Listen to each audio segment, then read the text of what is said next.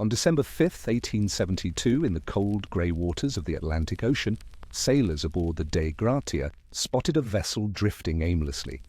The ship's sails flapped loosely in the wind.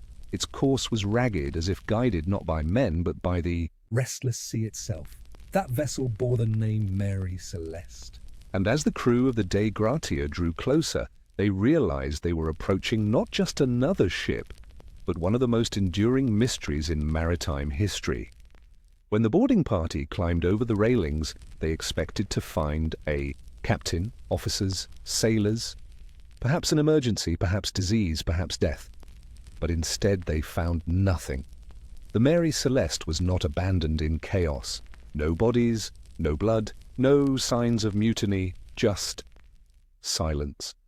The crew's belongings lay undisturbed in their quarters.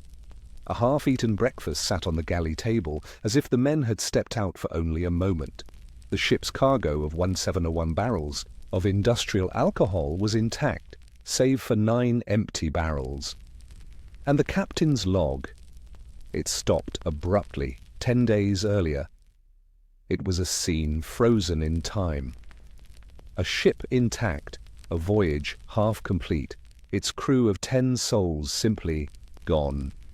But what could cause an entire crew, including women and a young child, to vanish into thin air? And here is where I ask you, dear listener, where are you watching from tonight? Drop your answer in the comments below. And if this mystery already has you hooked, don't forget to subscribe to Cold Mysteries, because every week we unearth the darkest riddles history has tried to bury. Now, let's return to the drifting ghost ship of the Atlantic. From this moment forward, the story of the Mary Celeste becomes less about what was found and more about what was missing. And the more we examine, the stranger the disappearance becomes. To understand the riddle of the Mary Celeste, we must begin not with her discovery, but with the people who boarded her. The ship was commanded by Captain Benjamin Spooner Briggs, a 37-year-old New Englander, known for his deep Christian faith, sober lifestyle, and unshakable discipline at sea. By all accounts, Briggs was not reckless, not cruel, and certainly not inexperienced. He had sailed the Atlantic many times before, weathered storms, and commanded respect from every crew who served under him. Sailing with him was his devoted wife, Sarah, and their 2-year-old daughter, Sophia. Their presence alone makes this tale even more haunting. For this was no simple crew of hardened men. This was a family traveling across a vast and merciless ocean, bound for Genoa, Italy. The crew itself numbered 7 men, all carefully chosen by Briggs. Among them was First Mate Albert Richardson, a seasoned seaman who had sailed with Briggs before, and who was trusted completely. The others were Danish and German sailors, all with strong records, none with reputations for mutiny or vice. The Mary Celeste carried her cargo, nearly 1,800 barrels of industrial alcohol, a hazardous but valuable shipment. Loaded in New York Harbor, the ship departed on November 7, 1872, under skies that promised a smooth passage. The plan was simple: sail across the Atlantic, deliver the cargo, and return home. It was, on paper, a routine voyage. Nothing in the records, nor in the personal letters Briggs wrote before departure, suggests fear, foreboding, or tension among the crew. In fact, his final letter to his mother described the ship as in beautiful trim. He spoke fondly of his wife and daughter, and he closed with calm assurance.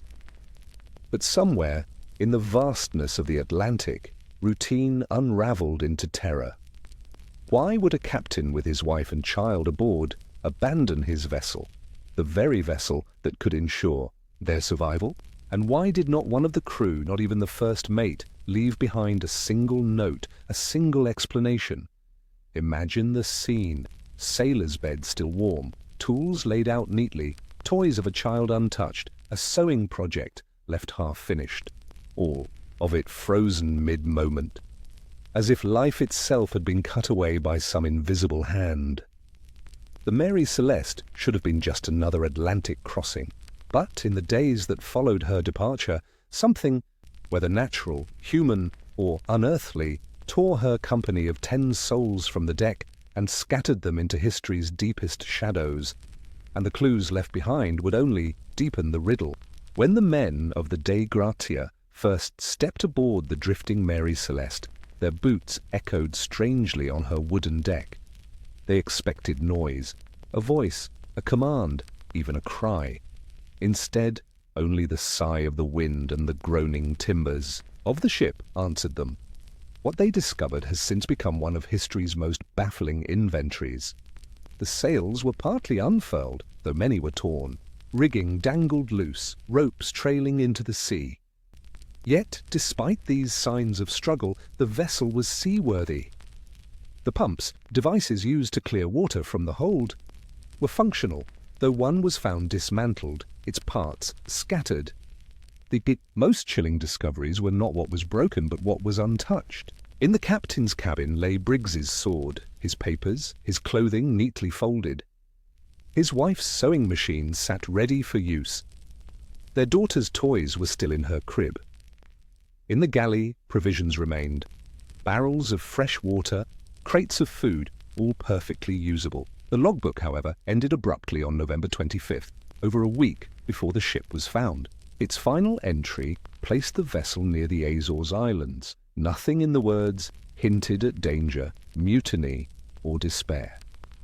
Just ordinary navigational notes. Yet, the lifeboat was gone. The davits, the wooden cranes used to lower boats into the water, bore fresh marks, showing it had been lowered carefully, not torn away in panic. Whoever left the Mary Celeste did so deliberately. But why abandon a sound ship for a single lifeboat in the middle of the Atlantic? Imagine climbing aboard that vessel yourself. Every object whispers of normal life. Meals half prepared. Beds. Unmade pipes still packed with tobacco. But the silence gnaws. The sense that 10 people simply stood, walked to the rail, and vanished. One of the sailors later admitted he refused to sleep in the cabins, convinced that eyes were still watching him from the shadows. Another swore he heard a faint child's laugh below deck, though no child remained. What happened in those 10 missing days between the last log entry and the ship's discovery? Why would Briggs, his family, and a loyal crew abandon their only sanctuary? Theories abound. Some are rational, some verge on madness. But all begin with the unanswered question that haunted every man who boarded the drifting Mary Celeste. Where did they go? When news of the Mary Celeste reached the wider world, the first explanations were the simplest, and perhaps the darkest: treachery.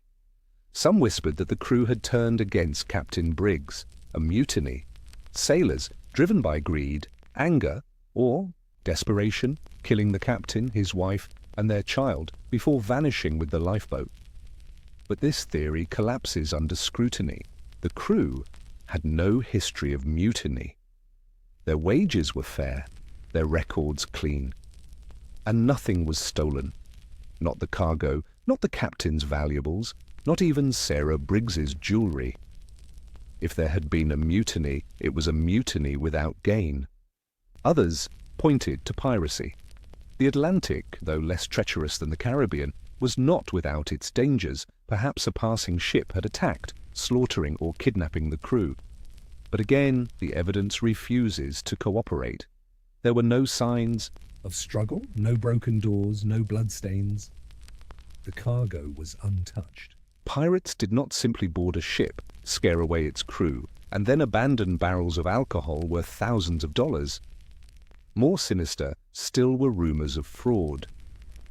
The Mary Celeste was insured, and some claimed that Captain Briggs and the crew had staged their disappearance as part of a scheme. Perhaps they abandoned ship willingly, hoping to claim losses and start new lives.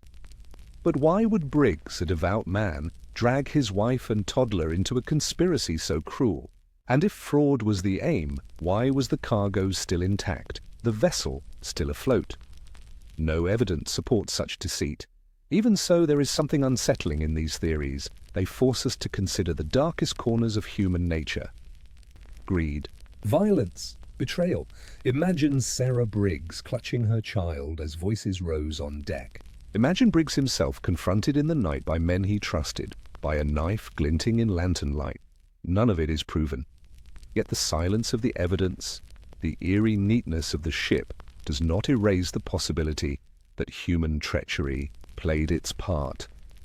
Instead, it makes it all the more haunting. But if men did not kill, and pirates did not plunder, and greed did not explain the lifeboat's lowering, what then? The answers grow stranger.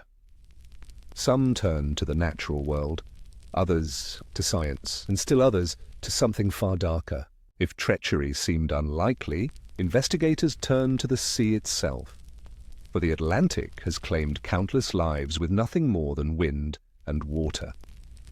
One theory held that the Mary Celeste had been struck by a sudden storm. A rogue wave, towering above the deck, may have swept the crew into chaos. The lifeboat, hastily lowered, could have been their only hope. But if that were true, why abandon a perfectly sound ship? Why not return once the storm passed? The logs recorded no mention of severe weather. The Dei Gratia, sailing a similar route, reported only rough seas, not enough to cripple a vessel of Mary Celeste's build. She had been designed for endurance. If a storm had struck, she bore little scar of it. Others spoke of waterspouts, violent columns of spinning seawater, like tornadoes rising from the ocean. A waterspout could drench the deck, terrify even seasoned sailors, and make it appear as though the ship was about to sink. If Briggs believed his vessel was taking on water, he may have ordered everyone into the lifeboat, intending to return once the danger passed. Yet the Mary Celeste was not sinking. Her hold was damp, but far from flooded. Was Briggs deceived by fear or by something stranger in the weather? Picture the scene: the howl of wind, the crack of thunder, the sudden shift of the ship beneath their feet. Sarah Briggs clutching her daughter, eyes wide with terror, the sailors rushing to obey their captain's command. In the chaos, a lifeboat lowered, ropes creaking, water splashing. The decision made in a moment of panic becomes a death sentence once the lines are cut. Alone in a small boat, surrounded by miles of merciless ocean, their fates would be sealed. But even this explanation leaves troubling gaps. The last log entry, calm and ordinary, gave no hint of impending disaster. No storm of that magnitude could strike without leaving scars on the vessel itself. And so the storm theory, like mutiny and piracy before it, provides a possible answer, but not a satisfying one. The sea is vast, yes, but the deeper investigators looked, the more the Mary Celeste seemed not to have been undone by storms or waves, but by something quieter, subtler, and infinitely more unsettling. Next came the theories of science, and of mistakes so small they could destroy 10 lives. The cargo of the Mary Celeste was 1,701 barrels of industrial alcohol, a substance volatile, dangerous, and unpredictable. When investigators discovered that 9 barrels were empty, suspicion shifted. Could the answer lie not in storms or mutiny, but in science itself? Some proposed that fumes from the alcohol seeped into the hold, rising through the timbers. If a crewman struck a match, even to light a pipe, the vapors could ignite in a sudden flash fire, hot enough to terrify, yet brief enough to leave. No permanent damage. Imagine the deck erupting with a low, thunderous roar, the air itself aflame for only a moment. Briggs, fearing the next spark might consume the ship, may have ordered an immediate evacuation into the lifeboat. The crew panicked, obeyed. The ship, intact, was left behind, while its people drifted to oblivion. Yet even here, the evidence. Rebels. No scorch marks were found on the ship. No burned rigging, no blackened timbers. And if the explosion had been great enough to terrify Briggs, why were his wife and daughter taken along? Would a captain risk his family in a small boat when the ship itself was unharmed? The 9 empty barrels, too, raise questions. They were made not of oak, like the others, but of redwood, a porous wood that allowed alcohol to seep through over time. The emptiness may have been simple leakage, not proof of fire. But still, picture it. The crew, choking on invisible fumes, eyes watering, throats raw, a faint hiss from the hold, the captain's mind racing, a cargo hold ready to become a coffin of fire, his wife clutching Sophia, urging him to act, and so, in haste, they lower the lifeboat, believing they are escaping death, not walking into it. The ocean does not forgive haste. Once the ropes are cut, even the calmest sea becomes a prison with no walls, no rescue, and no mercy. If storms and flames and treachery fail to answer, then what remains? Theories only grow stranger. Whispers of sea quakes, invisible hands of the deep and forces no logbook could capture. And in these theories, the line between science and the supernatural begins to blur. When rational theories falter, the human mind turns elsewhere, to the uncharted, the uncanny, the things science hesitates to name. Some seamen whispered that the Mary Celeste had sailed into the path of a seaquake, an underwater earthquake.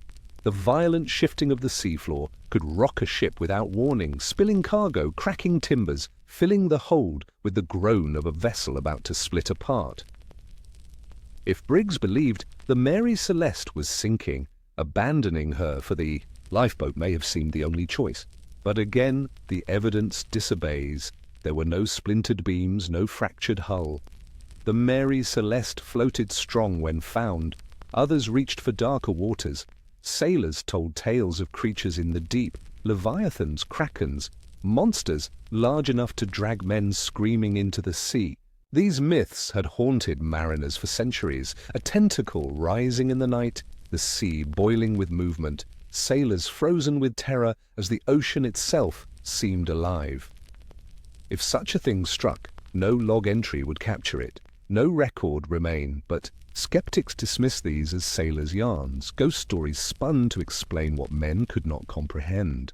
And yet, in the absence of proof, such tales take root, especially when all else fails. More chilling still were rumors not of monsters with flesh, but of something far subtler, the ocean itself claiming what it wished, to stand on a drifting ship, abandoned by human hands, is to feel that presence. The sense that the sea is not an empty stage, but a predator waiting, patient and endless. Perhaps Briggs felt it too. Perhaps the crew sensed an enemy they could not name, something unseen but overwhelming, and chose flight, however futile. Seaquakes, leviathans, a living ocean, theories of terror born from fear as much as fact. But if these explain the cruise flight, they do not explain why they never returned.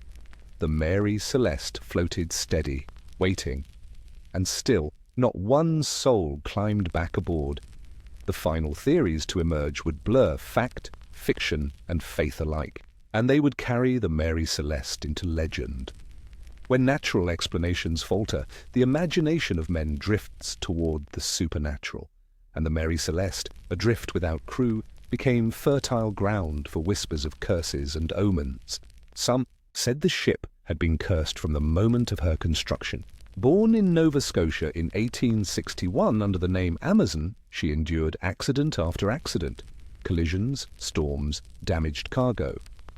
She even struck another vessel, killing its captain. Sailors began to whisper that the ship was marked, that she carried ill fortune in her timbers. When she was renamed Mary Celeste, many muttered that renaming a ship was a sure invitation for disaster. So when she was found drifting in 1872, the curse seemed confirmed. She was not abandoned, they said, but claimed by whatever force had haunted her from the start. Life on the ocean has always bred superstition. To whistle on deck was to invite storms. To kill an albatross was to doom a voyage. And to bring a woman aboard was to tempt the wrath of the sea itself. Captain Briggs had defied that last superstition by bringing his wife Sarah and their young daughter, Sophia. To some sailors, this alone explained the fate of the Mary Celeste. A ship that challenged the sea's taboos would find no mercy. In the months that followed, ghost stories flourished. Sailors swore they saw a phantom ship on the horizon, its sails grey as ash, vanishing when approached. Others whispered that the Mary Celeste's crew had been taken not by storm or mutiny, but by hands unseen, dragged overboard by spirits of the deep. Even in port, the vessel carried unease. Some claimed they heard faint footsteps in the cabins at night, or the soft laugh of a child echoing in the empty hold. To walk her deck was to feel unwelcome, as though intruding upon a grave. And here lies the truth of such theories. Whether or not curses exist, men believed in them. To a sailor standing watch in the black Atlantic night, the creak of timber could become a whisper, the flutter of sail a warning. Fear itself becomes a curse, and fear drives men to desperate choices. But curses, like sea monsters, provide no proof. They leave us with shivers, not answers. The final attempts to explain the Mary Celeste would come from courts and investigators, men of law and science, determined to carve clarity from the fog. Yet even their verdicts would leave the riddle unresolved. When the Mary Celeste was towed into Gibraltar, the world demanded answers. The courts opened an official inquiry, not out of curiosity alone, but because insurance and cargo were at stake. The hearing lasted 3 months. Witnesses testified to the eerie state of the vessel, the absence of its crew, the intact cargo. And yet the judge, Frederick Solly Flood, seemed less concerned with the mystery and more with suspicion. He believed, without proof, that foul play was involved. His verdict implied that the crew of the Dei Gratia, the men who discovered the ghost ship, might have murdered Briggs and his family to steal the vessel. But this accusation made little sense. The Dei Gratia's sailors were respected, with no reason to risk such a crime. And besides, what thief leaves behind a cargo worth thousands of dollars? Courts are designed to weigh evidence. But in the case of the Mary Celeste, evidence was precisely what was missing. No bodies, no blood, no confession, only silence. The inquiry ended without resolution. No one was charged. The cargo was delivered. The ship, cleansed of her mystery only in the legal sense, returned to the sea. Yet the court's failure only fanned the flames. Newspapers seized upon the tale, spinning wild theories. Writers spoke of sea monsters, ghostly kidnappings, even abduction by phantom ships from another world. The Mary Celeste was no longer just a legal case. It had become legend. Imagine the families waiting in New England. Letters went unanswered. The Briggs family never came home. For Sarah's relatives, for the crew's loved ones, there was no closure. Only the gnawing question: did they drown, suffer, starve? Or did something stranger still occur, something beyond the reach of law and reason? And so the courts closed their books. The newspapers moved on to other tragedies. The Mary Celeste sailed again under new captains. But her name carried a shadow now. To serve aboard her was to invite whispers, to dream of empty decks and phantom laughter. And though decades have passed, the ghost ship of the Atlantic still drifts in our imagination, a riddle no investigation could silence. The Mary Celeste did not vanish into history after her discovery. She sailed again under new captains, with new crews. Yet she never escaped her shadow. Sailors whispered she was cursed. Voyages were plagued by accidents, bad luck, and unease. To walk her deck was to feel you were trespassing in a place already claimed, not by men, but by mystery. In 1885, 13 years after her infamous voyage, the Mary Celeste met her final fate. Run aground in the Caribbean, she was deliberately wrecked in an insurance fraud scheme. The conspirators were caught, but by then the ship was little more than a skeleton of timber and rumor. The ocean had taken back what it always owned. Yet her true afterlife was not in wreckage, but in words. Writers, journalists, and novelists seized upon her story. Sir Arthur Conan Doyle, creator of Sherlock Holmes, published a sensational tale about her, blending fact with fiction and cementing her legend. From that point on, the Mary Celeste was not just a lost crew. She was the ghost ship, the riddle of the Atlantic, the vessel that would never give up her secrets. Generations of sailors, historians, and dreamers have tried to solve her. Some swear the crew drowned in a failed lifeboat escape. Others cling to fires, storms, seaquakes, or piracy. And still others insist the ship was marked by something greater. A curse, a shadow, or perhaps the simple fact that sometimes human lives vanish without reason, and the ocean keeps its silence. Picture her, drifting in your mind's eye. Her sails torn, her wheel unmanned, her cabins frozen, mid-life. 10 souls missing, their absence louder than any storm. The Mary Celeste is more than a ship. She is a mirror reflecting our deepest fear. That order can vanish in an instant. That a voyage begun in love and faith can end in silence.